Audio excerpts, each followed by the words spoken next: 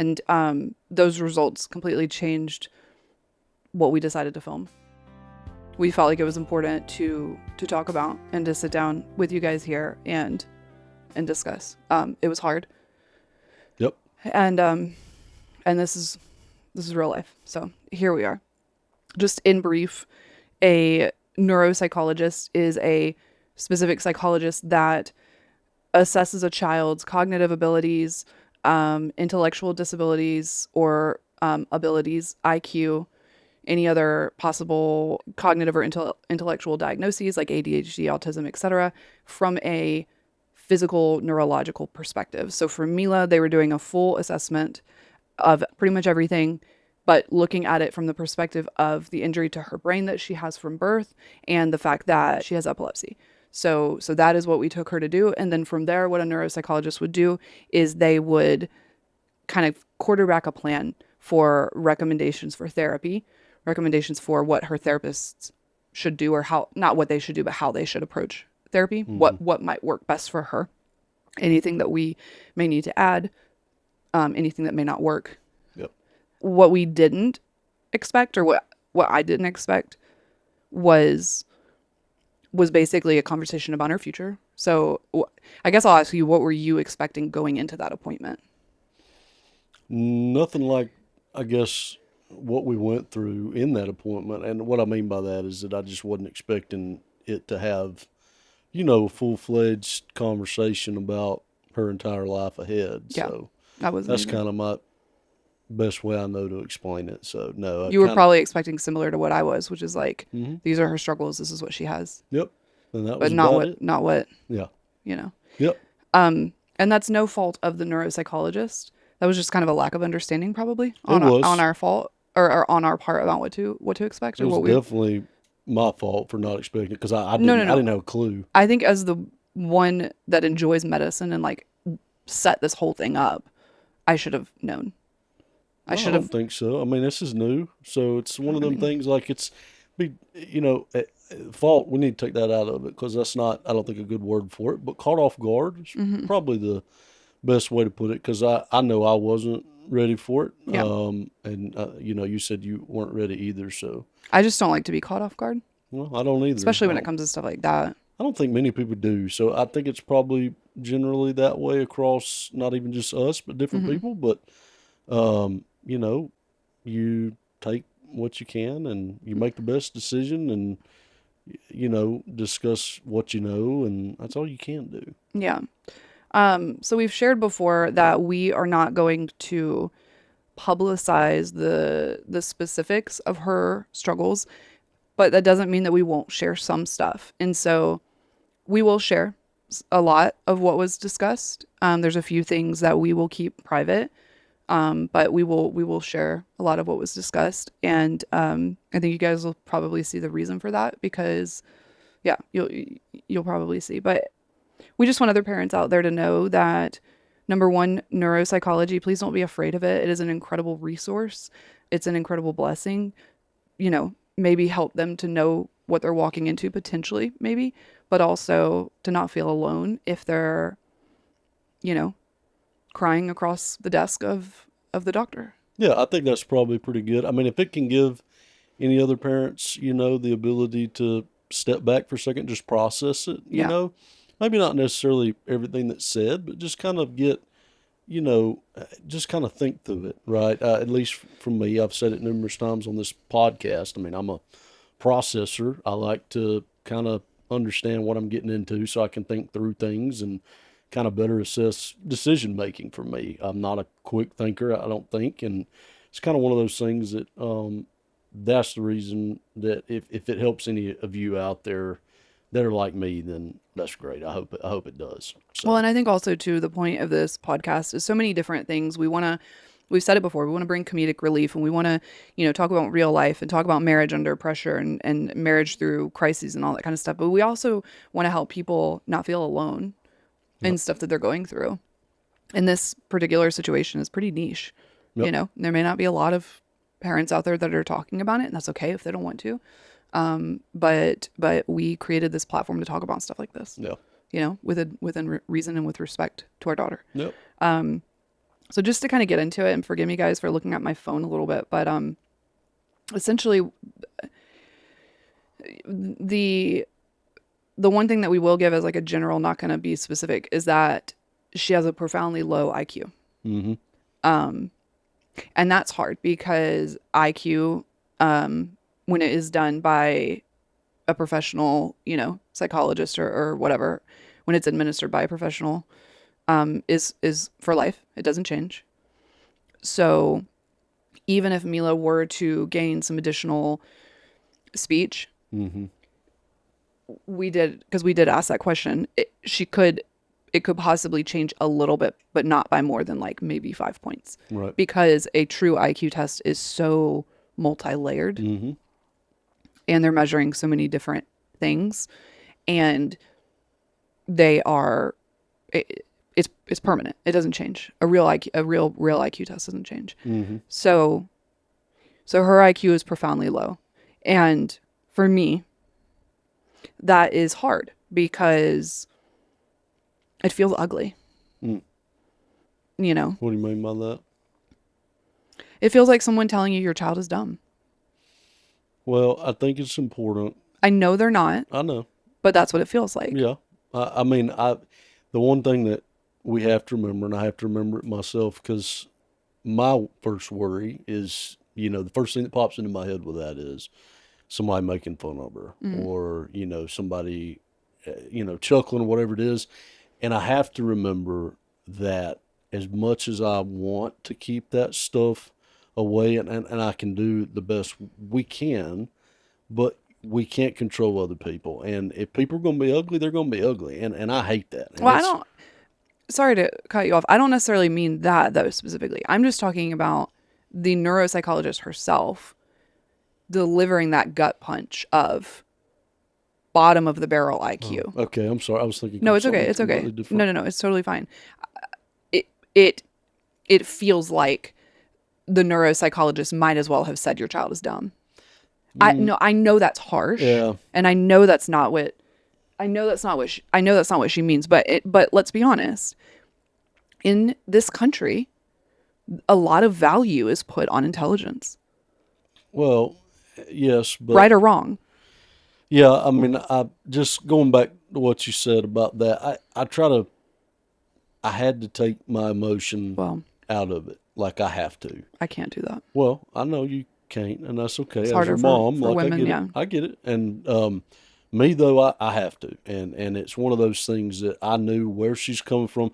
I did appreciate that she told me the truth. Oh yeah, for sure. I'm And not saying anything about I what she said. I know that. I'm just saying that like I don't my mind never went to that point of there where she was almost like it was a you know, gut punch. I try not to take that as I think the personal. reason why it felt like that to me is because I've always been, not to like say anything positive about myself, but people will tell me or anybody, they'll compliment somebody and say you're very smart. You're, whatever.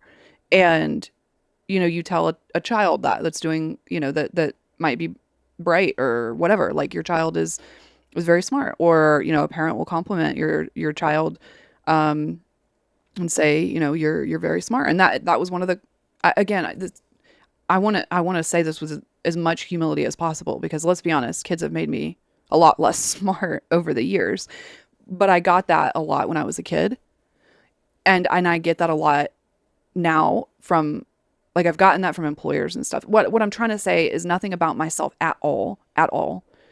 I've never seen that or thought that was true about myself. I'm just saying, hearing that, then hearing the opposite of that about your child is why I kind of went there. Does that make any sense at all?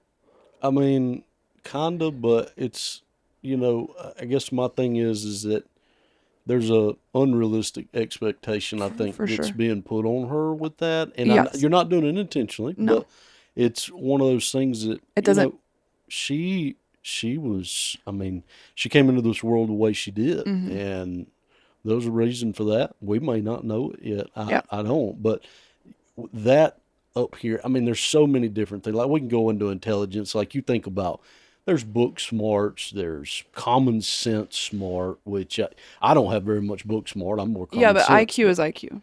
Right, I understand, and mine's probably low as all get Actually, out. that's But not. So let me add one clarifying thing, if I can interject here, okay, again with permission. you're good. You ain't gotta ask permission. We're just free flowing here. I'm just Yeah. IQ is I'm going to butcher it because I'm not a professional, but IQ is essentially the capacity for knowledge and learning, the ability. Intelligence or knowledge is what's in your head, like you can gain tons of knowledge. That doesn't mean that you have a high IQ. Does that make sense? yeah. I mean, it does, It's but your ability to learn right. and gain knowledge and process information. Mm-hmm. So you could have a profoundly high IQ, not go to school, and learn nothing. Does that make sense? Yeah. So I just wanted to clarify that. I know you know that, but I wanted to clarify that for anybody in the audience that may not understand the difference. Because I was talking with somebody recently that did not understand that difference. They didn't realize the difference. Mm-hmm. So I just wanted to kind of interject really quick with the difference between IQ and knowledge, or what you know. You know, Yeah. I mean, I you get can't that. become smarter by learning more. Impossible. Mm-hmm. Your smartness, for lack of a better way of saying it, is literally boils down to your IQ. Mm-hmm. You can learn more and you can gain more knowledge, but you can't become smarter, technically. Well, I mean, again, with that, we all have our capacity. Yeah. So, But let's move on to some of the other stuff, because we talked about that one for a minute. okay. Unless do you have anything else on the IQ part? No, the way I look at it, like, I guess just keeping it on that for just a second, like, she has her capacity and that's okay. You know?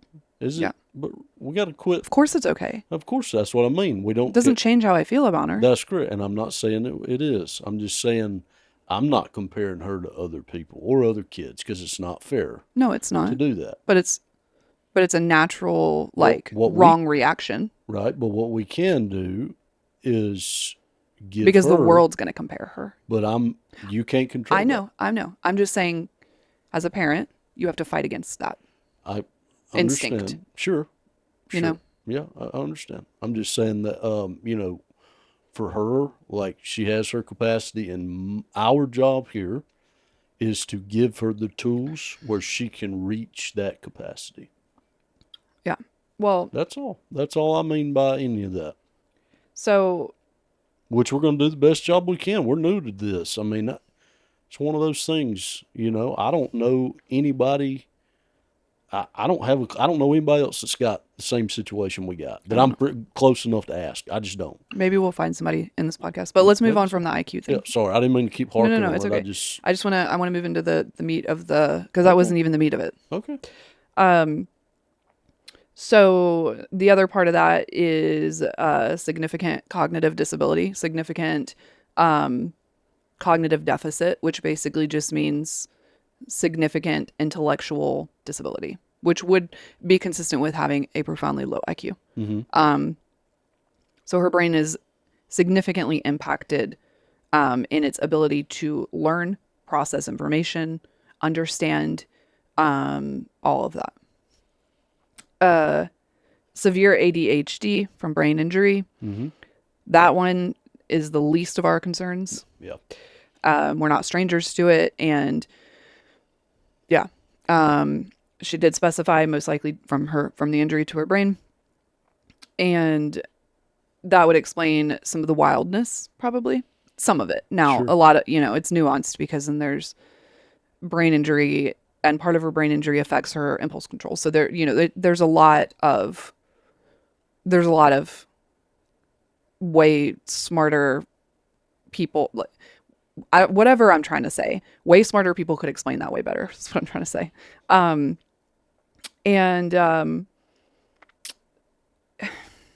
The hardest part, I think, about this whole thing was that she is very unlikely to ever have the ability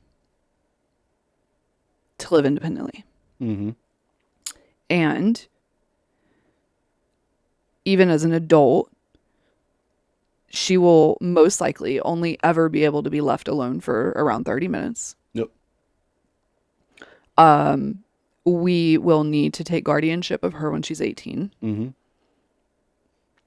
And at some point, she'll plateau. Mm-hmm. Meaning she'll learn and she'll grow. She'll gain speech. And then at some point, she's going to kind of go like that. Mm-hmm. She can still learn some stuff, but her age equivalent at that point will be done. That's right. Mm-hmm. And what hit me was permanence. Mm-hmm. We've always known, and I feel like we've always said in this podcast, she may never live independently. Mm-hmm. We've always said that. But someone just confirmed it. Yeah, I mean, there was some early thoughts there. We didn't have confirmation like we did yesterday. We still had some hope. Sure. Yeah. And so now we're in this very unlikely. Mm-hmm. And I want to be clear, at least as far as I'm concerned, and it wouldn't be selfish for you to feel different. I don't care if she lives in my house forever. I genuinely don't care for me. I don't. Will we need support? Yes. As a couple to put our marriage first, yes, we will need help to be able to prioritize our marriage. Sure. Because we will need to have the ability to step away from time to time. Mm-hmm. I am not grieving for myself. Maybe I will, but right now I'm not. Okay. And it's okay if you are, or if anyone else does. That's not where my mind immediately goes. Right now I'm grieving what as a neurotypical person assumes is a normal life. Now, I'm also grieving and I'm also angry because this world, this country is not built and adapted for people with her struggles. And that makes me mad. And I know maybe it shouldn't, or maybe maybe I should take that anger and I should channel it into advocacy, and I probably will. But right now I'm angry because this beautiful, affectionate, precious, joyful child is going to grow up in a world that isn't interested in adapting for her. They're only interested in her adapting to them. That's just the reality of disability. Mm-hmm. And especially invisible disability. Mm-hmm. There's a lot of conversation. Molly Burke talks about this a lot, who is somebody who is blind. And I don't want to misquote her here, but she talks a lot about adaptability for people that I don't know if blind people, I don't think that's the right way to say it, but people that can't see, people that are blind to some degree, either totally or I might be butchering that, and I apologize if I am, but unsighted people, maybe that's a better way of saying it. I'm not sure. And I will learn more terms as we go down this road, because I want to be sensitive to, we're entering this whole new world of disability and learning words that are harmful, right? And so anyway, all that to say, she talks a lot about the world not being adapted for people that don't have sight. But there's a lot of adaptation, certainly not enough, but a lot more, at least. I think this is what she said. For people who are disabled and in a wheelchair, people who are now let's go back to just simply my perspective, not hers, because I don't know that I don't want to speak for her. From my perspective, what that looks like is handicap parking, grab bars in restrooms, handicap stalls in bathrooms, wheelchair ramps, to get into the hospital, hospitals having wheelchairs readily available for people, things like that. What is there for people with profound intellectual cognitive disability? Like nothing. Mm-hmm. Not that I'm aware of. What that looks like, I don't know. Does that mean that as a whole people should be more educated on people with intellectual disabilities and how to communicate with them? Maybe. I have no idea what that looks like. All I know is that it's not there. Okay. Does that make any sense? I feel like I'm rambling. I'm just listening. Yeah. I know, but does that make sense? It does. I'm just thinking through like how, I don't know. because I don't know how to when adapt to the world for questions are her. posed, like my mind immediately goes to, okay, what's a solution? Right. And that I don't know. Yeah. And we will learn what solutions might make sense the Mm-hmm. more we learn about this. But I think it will take other families and people like us to talk about it. Yeah. That's probably the start is just talking about it. Because if you stay quiet, then there's nobody knows. Yeah. So, I want to, you know, I want to address one thing too, because there was a TikTok recently and I posted about it, but one thing that we need to first and foremost be sure that we don't do is place labels on children like that, because this person had referred to children very much like Mila as behavior kids, or quote physically able behavior kids. And I think if you start, and the person that was talking was a person whose child is in a wheelchair. I think if you start, and she was advocating for like separation. Now, I'm not going to go into the separation, whether that's good, whether that's bad, whatever. All I'm saying is the label, the words, behavior kids, means if you say behavior kids, what you're essentially saying is discipline it out of your child, or do enough ABA therapy to fix it. There's something to be fixed, because you can fix behavior, but you cannot fix disability. mm-hmm. So first and foremost, no one should be referring to children with an intellectual disability of any kind as a behavior kid. Okay? So just that was my PSA for that. Okay. The other thing that hit me very hard is that, and we don't talk about this much on this podcast, but I'm going to right now. She will never fully understand who God is. Mm-hmm. And that hurts tremendously. Mm-hmm.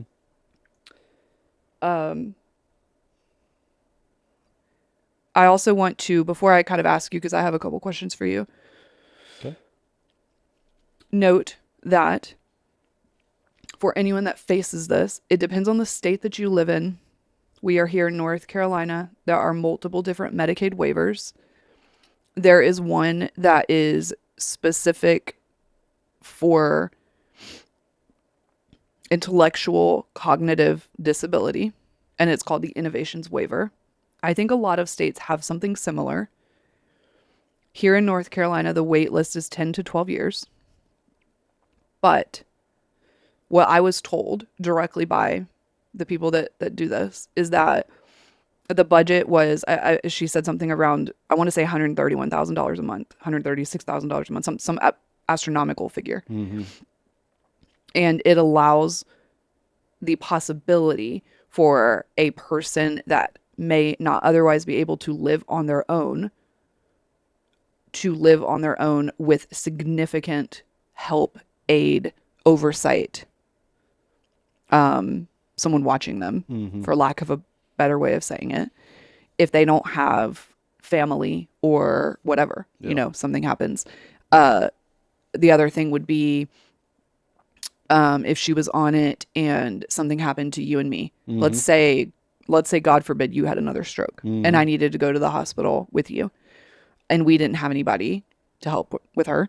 It would allow for her to be put into the home of someone who is specifically trained to take care of children with intellectual disabilities Yeah. that are very, very, very heavily vetted Mm-hmm. to do that. Now, whether or not I would be comfortable with that would be a question of whether or not we had another option. I'm not Sure. saying there's anything wrong with that. Mm-hmm. I'm just saying if family's available, that would be the better option for us specifically, or a friend. Mm-hmm. But if we don't have family available or we don't have a friend available or we feel that would be asking a lot of that person, then that would be an option. So that's just one of many things it provides. So I want any parents facing this to know that, again, I don't know about every state. I know that the state of Alabama has something similar. It is a lot harder to get. North Carolina has it, and I am confident that most states have it. I would say if Alabama has it, you can probably assume that all states or the vast majority of them have something similar because the waivers in Alabama are extraordinarily limited. Mm-hmm. So if they have this one, the other states probably have something similar. Now,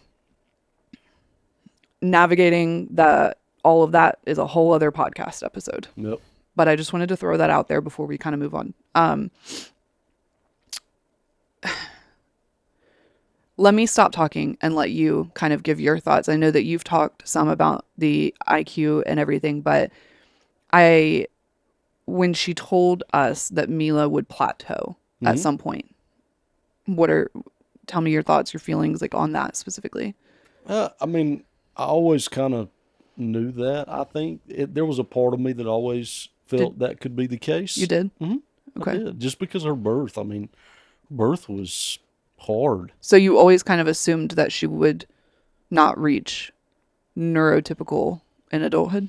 Well, yeah, if you're comparing to like a normal adult, yeah. I mean, So you weren't as surprised? No, there's a part of me that always felt that way just because of, being with her every day like we are and just seeing it. And, again, you don't ever want to, you don't ever want to compare, but it's a logical It's thing obvious. that goes through your head. Yeah, it's obvious. You've got other kids that are her age, they're doing this and she's delayed. Yeah. We were told she's going to be delayed on a lot of stuff. Well, So, we were told that she might be.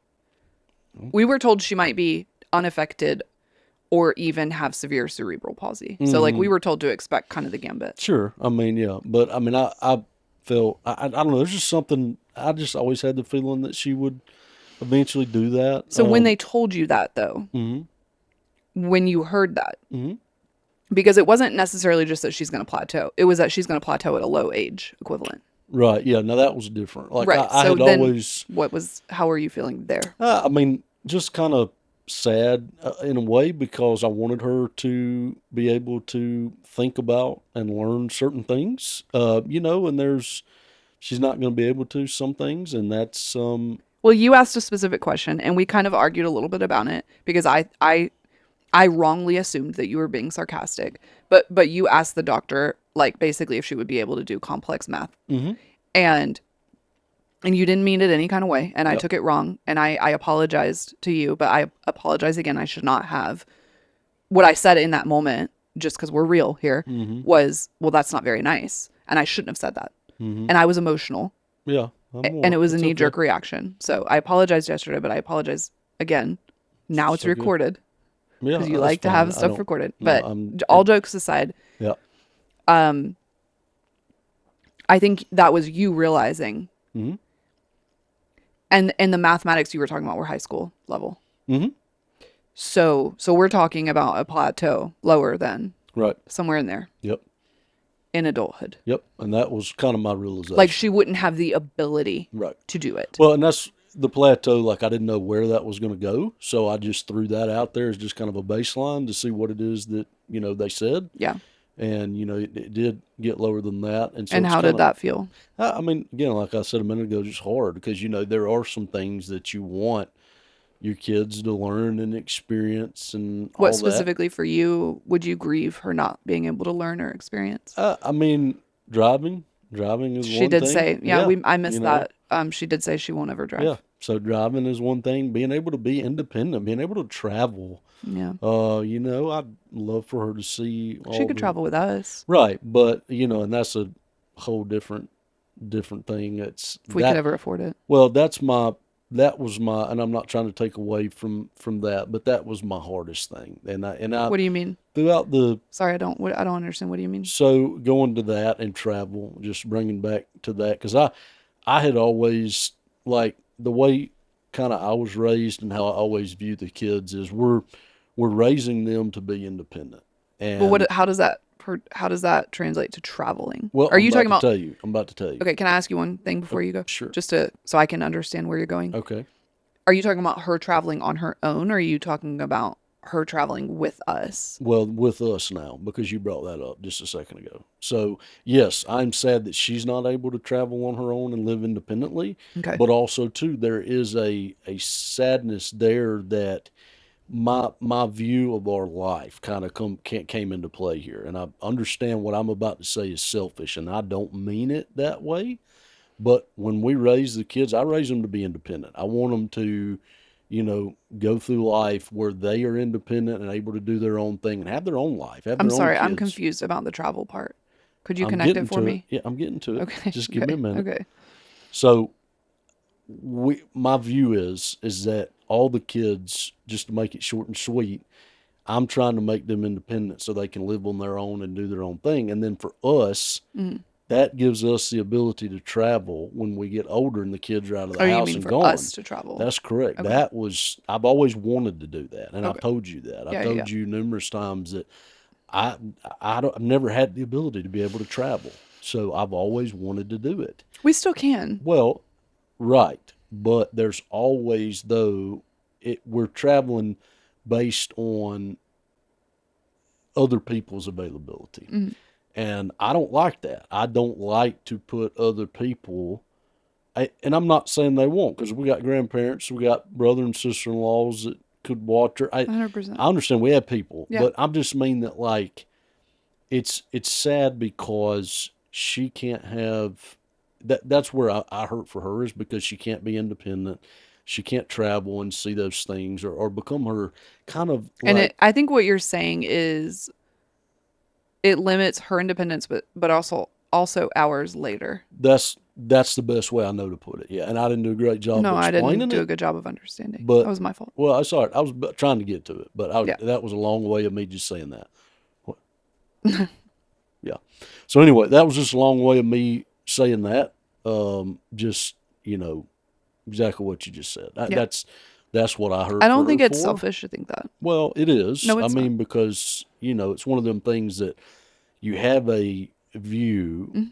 of what your life will probably be like later on. And some people may not have this. They may just just go day by day and whatever comes up and great. I'm not like that. I like a plan. I like to plan. I like to have things kind of at least thought about in the future so I can kind of get like we talked about earlier on this podcast. I don't like to be surprised, especially it's just not sometimes I But don't handle it well. but meant to children are meant to fly the nest at some point. So I don't think That's that my that's view of it. Yeah. I don't think that that is selfish to Mm-hmm. have that thought because remember we talked about when they asked us about a DNR on her in the NICU Mm-hmm. if we wanted her to be resuscitated again. Yeah. And we addressed the fact that it is okay to have those thoughts. Sure. It's normal, it's natural. Yeah. Just because I didn't immediately go there doesn't mean I won't. Sure. That doesn't, we just might grieve different things at different times. Yeah. And that's healthy and normal and okay. Mm-hmm. I think that to answer your question though specifically about traveling, by that point, when she's on that waiver, Mm-hmm. there's respite care. Right. Now, whether that extends to travel, I'm not 100% sure. I would Yeah. imagine that it does because that is what respite care is. Mhm. Now, I'm sure that there's a limit to how long or whatever, Sure. but regardless, we also have mom and dad, Mm-hmm. my sisters, friends. We have people that can that can watch her, that know her, Mm-hmm. you know, at least as far as we know her now. Mm-hmm. And by that age, what she will be doing and how much more she will be able to do, who knows, you know? Yeah. So it might be easier Yeah. Could be. by that point. Yeah. It may be. And There's that's what I also the hope. reality that it could be harder because, excuse me, with the nature of epilepsy, Mm-hmm. Yep. that could be a factor. Yep. 100%. That throws another wrench into it. Yeah.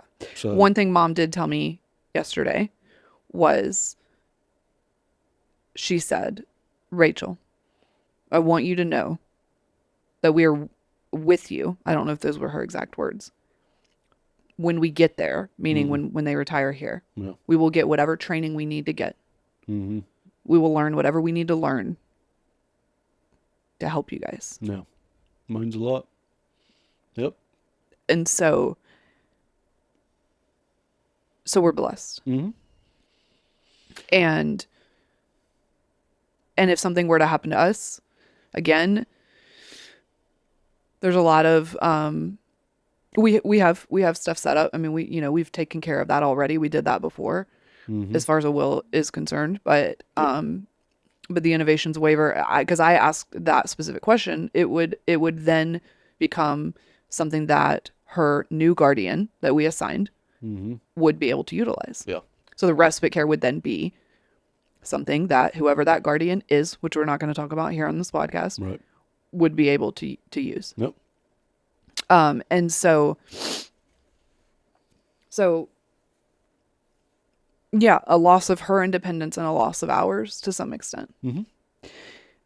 But that also doesn't mean that doctor's right.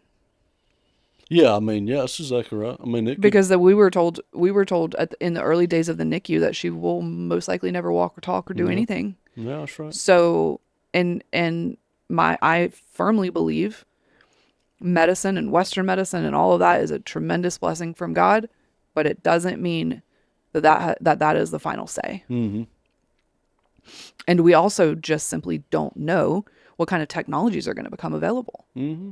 There could be tremendous technology advancement in 10 years or whatever. There could be tremendous treatment, new treatment options. There could be new imaging options. There could be new surgical. I mean, who knows? No. You know, I know there's multiple things that they're studying. So what's available right now does not mean that's only what's going to be available in 10 years or in 20 years. No, that's right. And I think a good example of that, and I'll make it quick because I know we're going down, but it's like my stroke. When I had it, when I had to get that surgery to get that web out of my neck, it was, I don't know that they had that a long time ago. It may have just been a stent, and then here I am on, blood thinners the rest of my life. Thankfully, right now I'm not, and so it's that. Well, yeah, that type of stuff. I don't know that they had That's just an example. I'm even just a saying, stent. right, and A they may stent not. actually wouldn't have been. Yeah, I don't know. You don't want me to go down the medical rabbit hole. No. I just was trying to give a quick example Yeah. that I was able to have a surgery that was not there a while ago. So it's that does help me have kind of a normal life here. Yeah, sure. I still got to take something, obviously, but Yeah. I mean that's better than crap having something put in and then maybe having to redo the thing. 15, 20 years later. We don't know. Well, We honestly, don't I have mean, the enough fact that data. you had the stroke now versus however many years, 10 or 15 or whatever, you wouldn't have had multiple choices. Yeah. But anyway, let's get back on her. I don't want to keep that on. I'm just giving an example just because. Yeah. I mean, as far as, I don't know. I mean, is there anything else that you were thinking or feeling there in that meeting, that you want to talk about that I haven't asked you about, I mean, or after the meeting? I don't know. Or how? Let me ask you a different way. Okay. How are you feeling about it now, and not thought, but feeling? I'll be honest with you. My brain is kind of pivoted differently right now, and that here's what I mean by that is I enjoy her. Mm-hmm. Like, and I love her, man. Mm-hmm. I have such a good time with her. Yeah, she's Like, so sweet. she is. And that's what I'm saying. Like, just because she may have that plateau or she may have that top of the line that she's got intellectually, man, I don't care. Maybe she'll never become a mean teenager. Well, I mean, again, if you want to be funny, yeah, I mean, Well, we I can mean, look at I'm it like I'm that, kind of but being funny, but I'm also being serious. She's so sweet and mhm, so precious, yep. and maybe that will be where her emotions land. And it may. And man, I'm telling you, I'm enjoying everything about it right now. I love it. Like, So she's adorable. yeah, she is. I mean, the things she says, Give him some she's, examples. well, she's very affectionate. She is just sweet as she can be. The things she says is cute. I just like it Give because him some examples of what she says. well, I mean, I don't Like, know. how about when she comes in your office and you're on a computer game? Well, either That's that a or new thing at recently. work. Yeah, and at work is what I'm thinking of. Okay, well, go for it. When I'm sitting there, I'm in there on a call and she opens the door. 'Cause I don't have a lock on my closet right now. Your So closet. that's To where be my clear, office is. I built him a desk inside of our walk-in closet that Yeah. has a window. Yeah. But So that's what he means by the closet. yeah, but I've had it before. Like, there's not a lock on it. So Mm. she'll just, I'll be on a conference call and she'll just come in, open the door. Hi, Dad. And, hate me. I'm having to shut the door. But On I'll be on camera. camera, and all that. But I mean, But it's they're always cute. really sweet. Your They boss are. told you, what did your boss tell you one time? Like, because you apologized. I think I may have, yeah. And she's like, I don't care. No, she Like said, she don't ever just, yeah, apologize. don't ever apologize for that. Yeah. So But the computer game thing is funny because yeah, she comes in there and what does she want you to do exactly? I don't know. She talks about there's a little Like a game. dragon thing Yeah, or there's a little something? game where you can fly little characters, and she loves to watch like those fly just around the What does she call it? Weed or wee. Yeah, she that's wants to what do she does. we. Yeah, wee. She wants to see wee. Yeah, Um, yeah. or um, for me, it's it can drive me crazy sometimes because it's constant, but it is something that is absolutely precious and adorable because she does it all the time. She'll come up to me no matter what I'm doing. It doesn't usually trigger anxiety in me unless I'm like editing a podcast or something like that and it's Mm-hmm. constant and it's already happened like 35,000 times that day. But it is adorable. But she comes up and she says, "Mama, hug." Mm-hmm. And then she curls up in my lap and she says, "Oh, Mama, Mm-hmm. Mama baby." And she wants me to like rock her like a baby. And she says, "Mama, hug." Or, or she'll just crawl up in the bed with me, wrap her arms around me and say, "Oh, Mama." Mm-hmm. And or she'll say, "Mama nuggle, Mama Mm-hmm. nuggle," Mm-hmm. and she says, "Snuggle." Mm-hmm. There are times where she's in our bed, sleep, we put her in our bed to sleep or whatever, and she'll wake me up, wrapping her arms around me. Like I'm on my right side. She's in the middle of us. I'm facing like the outside of the bed. And she turns towards my back, puts her arms around me. "Mama hug, Mama Mm-hmm. hug." But she doesn't accept her putting her arms around me from behind. I have to Mm-hmm. roll over and like engulf her Yep. and give her a big hug. Mm-hmm. And then she's like, "Oh, Mama." And like, I can't fall asleep after that. So Yeah. like, she wakes me up that way. Um, and, just things like that are just adorable and just so sweet. Well, that's the best way I knew to answer your question because that's what I think about. Like, it's just, yeah. I mean, she was given that Mm, yesterday, and that was hard for the things we just talked about. But I love this stage where she is now. I mean, she's just a I, joy to be around. I, I'm very grateful. One thing Mom reminded me of is that she, she isn't not joyful or affectionate. And I know that there are kids that struggle with that. Mm-hmm. And those parents, like, I'm sure that is really, really, really challenging. Mm-hmm. We are blessed that she is affectionate and joyful and just loves her family. Mm-hmm. adores her family. Yep. And that makes it a little bit easier, a little bit of an easier pill to swallow. I agree. Not to say that we would feel any differently about her if she didn't, but it makes it a little bit easier to, I don't know, what am I trying to say? Like, I don't want to say the wrong thing. It just, for us specifically, it gives us something to enjoy. And I think it's important that when faced with these things, whatever that might be, for whatever family, whatever child, finding that thing about your child that you can enjoy. Because there can be times where it's a struggle to enjoy your child. It can be a struggle to enjoy your child that is neurotypical. We know that very well. We are raising a teenager.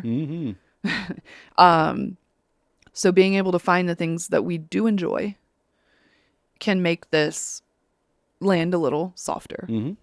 And every child, no matter how disabled, has something that can be enjoyed. That's right. Certainly. So I'm grateful for that.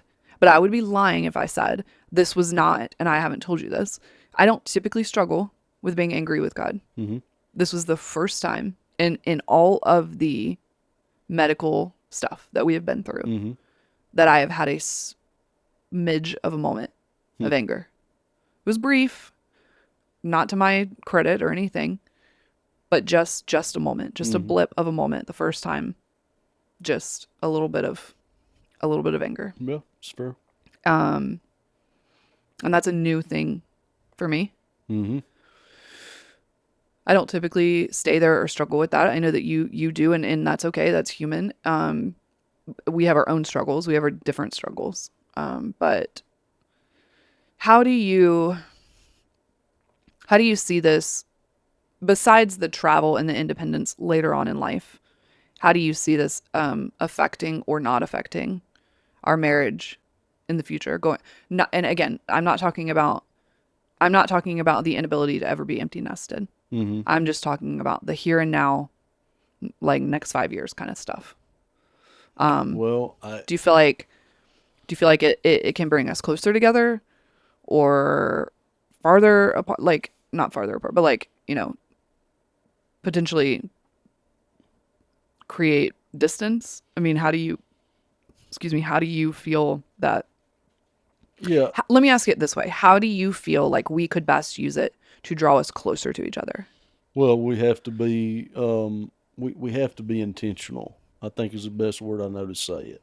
Intentional with keeping our marriage forefront, like, up relevant, because Which I'm is gonna hard tell to you, do when you have a child. that's correct. When you have a child that does have needs all the time, and Yeah. it's very difficult because you are all over the place. They may Yeah. need this right now, they may need that later. It's always, but keeping in mind this, the best word is just intentional. We've got to keep our marriage intentional. We've got to be we've got to be proactive with keeping it that way, keeping it close, because it's be easy just to drift. I mean, let's be real. Yeah. It's Because I feel like something like this could make it easier for us to become more distant. Yeah. Because as she gets older, Mm-hmm. she's going to have probably more needs. Yep. Give some practical examples for intentional. Well, it's going to be stuff like, Because it might be very basic for us. and it is, and it may be as simple as, like, we did it not too long ago, but just keeping her here with, let the kids watch her, and then go to a coffee shop for a couple hours and just talk, or that's, I don't know, going to the store, right? Taking a break, just going and getting. Once I get out of that stupid ankle boot I'm in. Well, yeah, just picking up like a couple things, at the store, just random. Going to this is dumb as I all don't get like out. going to the store. Can we pick something else? Well, I mean, sure, whatever you want to do. Watching a show together. I really we do that anyway. I really like when sometimes we take our dinner and we go upstairs and we decide to, quote, have a date, and that's what we tell the kids. Totally free, but our date is eating our dinner upstairs alone in our bedroom, watching TV or something like that, Yep. which, is just how we choose to do it. Yeah. Can we do that tonight? Sure. Don't see why not. And then, I mean, one of the things that we always do is watch a TV show together on the weekdays. Weekends, we tend to take time alone for ourselves. And I think that that's healthy too. I do too. Yeah. We got to. And, because I like to listen to medical podcasts and stuff and you don't. And so being able to have some alone time to do some things that we enjoy on our own is also healthy. But then during the week, we were usually watching a show that we enjoy. Yeah. I'll kind of touch on that for a second. It's very important to have that alone time. And that is just so you can decompress, even if it's 30 minutes to an hour, whatever it is, just 15 minutes walk. It's important. Like it's important to just have that break, because if you don't get it, then you'll never get out. And as a mom that is currently home with a child with special needs, the easiest way for me, there's two ways that I can get that. One, if I have the ability to leave her at home with you while I go pick up the kids from school, depending on if you are able to sit her down in front of a TV show or something like that while you're working.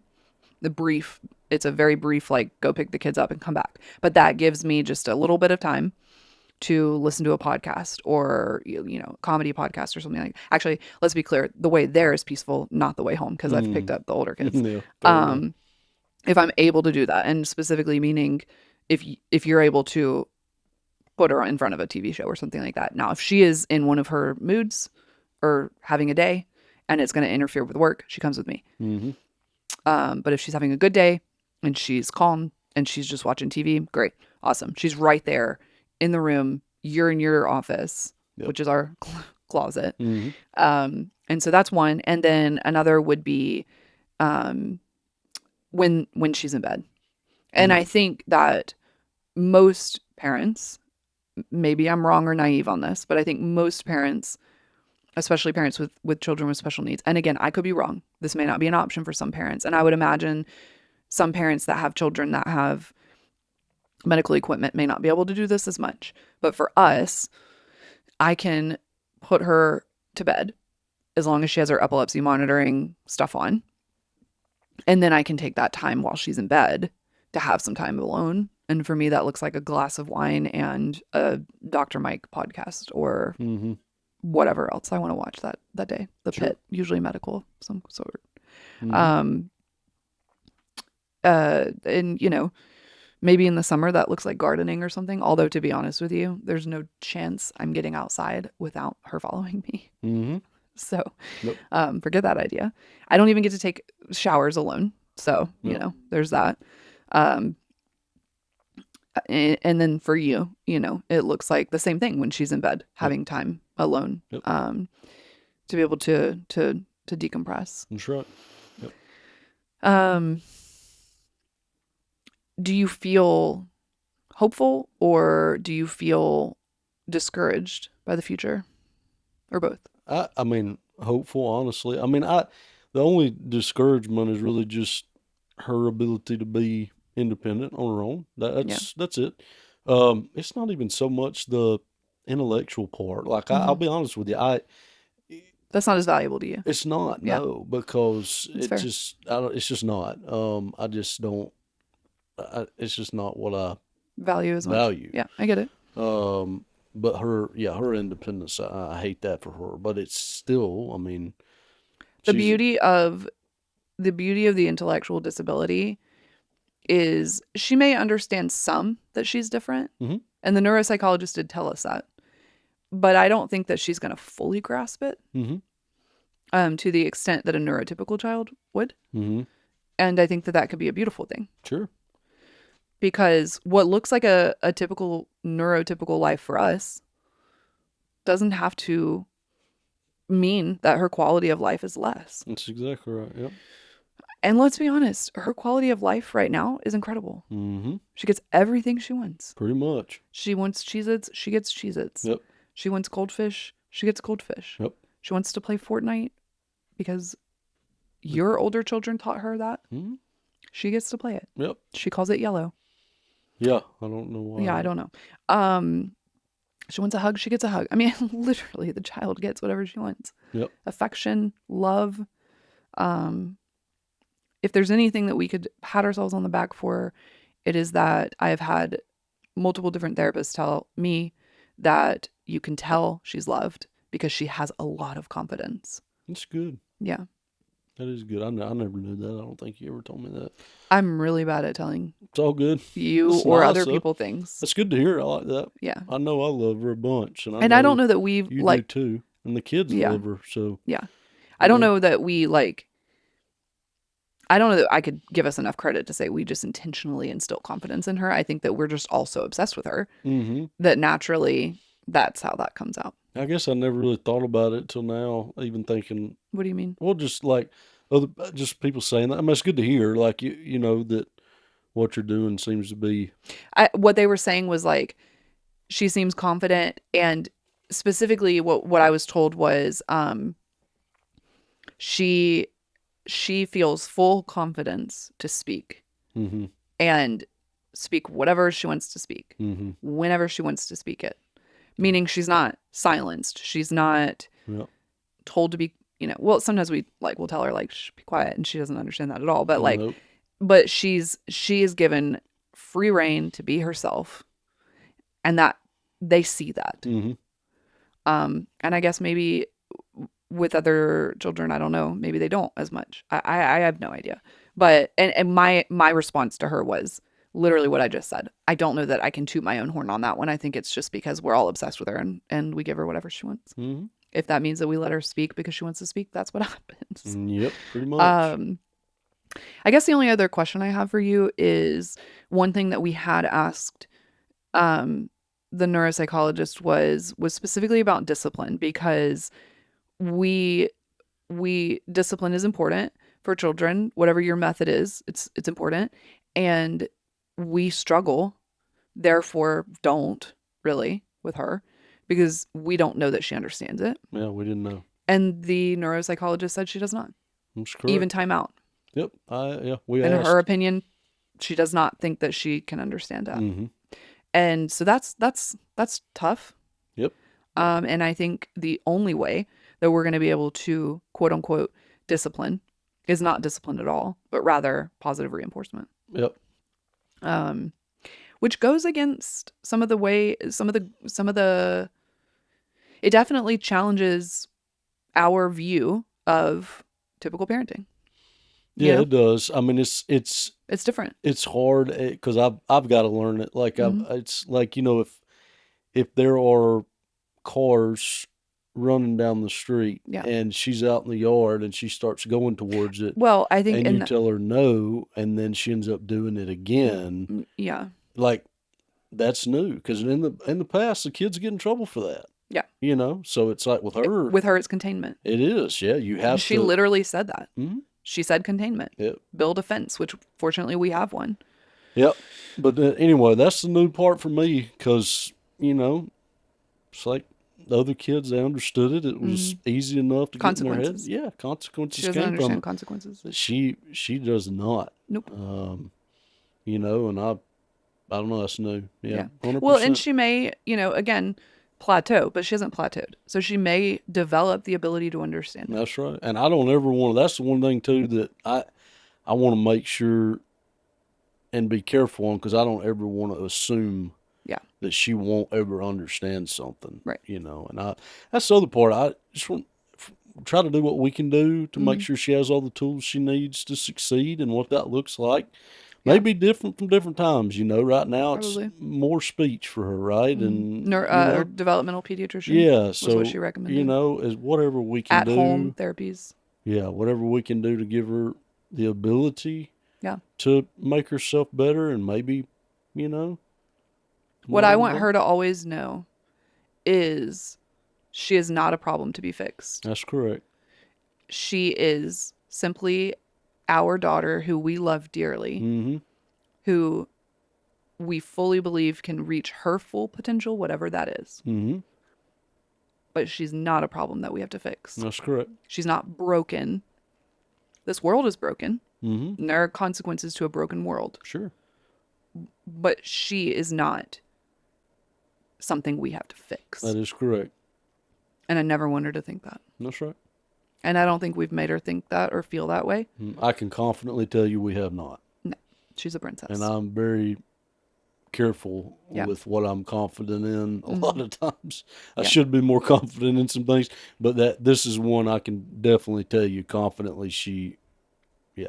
I want to be honest about one thing, though, because I don't want anyone to feel bad if they have struggled with this. I have struggled with patience with her recently. Yeah. I really have. I am not making excuses, but I have significant anxiety, PTSD, depression, and there are times where I let that get the better of me. Mm-hmm. And if she's being difficult, it's not her fault, but if she's being difficult, I do sometimes lose my patience, and that looks like sometimes raising my voice at her. You know, and there's been times where I've raised my voice at her and then I have apologized to her and she has looked at me like I hung the sun and the moon and she doesn't know why I'm apologizing. And then I just go and cry somewhere. Mm-hmm. But I think it's important that other moms or dads or guardians of a child or an adult with needs knows that it is human. It doesn't make it okay.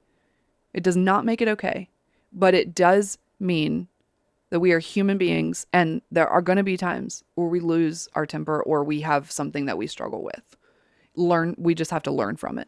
Yeah, I mean, everybody makes mistakes. Everybody's human. Yeah. I mean, that's just the way it is. And I mean, I've done it too. Crap, I don't have, the medical issues like that you do. Well, like you struggle with. have a stroke, which affects your temper. Sure. I mean, yeah. I mean, I do have some. It doesn't affect you as much with like Mila per se. Well, I mean, it still has before though, so it's not To some like extent, I yeah. mean, it's not like it hasn't. I mean, You crap. I mean, it's during the day. Some days I deal with a bunch of ding dongs, and it's like you deal with that, you're frustrated with that, and then it's like Yeah. it's just that time where you're just like Tired. mentally, crap, I'm tired. I need a break. I need a second. Yeah. And then that's the time where she decides to get all crap. I mean, it just Climb on happens. you at the dinner Yeah, table when you're eating. Correct. And Yeah. it just happens. You get frustrated, but Yeah. it's, we all make mistakes. It's okay. Just learn from it. Learn from it. Yeah. Do the best we can. And I That's think all one of we the can do. best things that we can do for our children when we make mistakes is apologize. Mm-hmm.